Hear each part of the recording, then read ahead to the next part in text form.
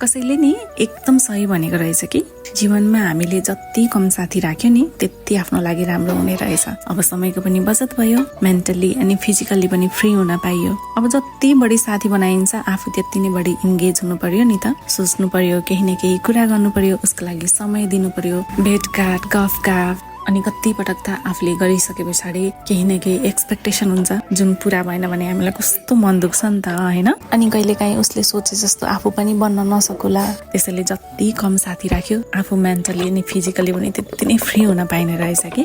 मैले भन्न खोजे होइन कि साथी बनाउँदै नबनाउनुहोस्। यदि राम्रो साथी छ तपाईलाई उसबाट जहिले पोजिटिभ भाइब्स आउँछ र जीवनमा हरेक कुरा गर्ने उत्साह मिलिरहेको छ भने मलाई त लाग्छ हामीले उसलाई आफ्नो जीवनमा अझ विशेष स्थान दिनुपर्छ। तर एकजनाको कोसिसले मात्र पनि मित्रता रहन्न है। सबभन्दा ठुलो कुरा त नि हामीलाई दुःख या आवश्यकता परेको बेलामा उसको साथ र हात पाइयोस्।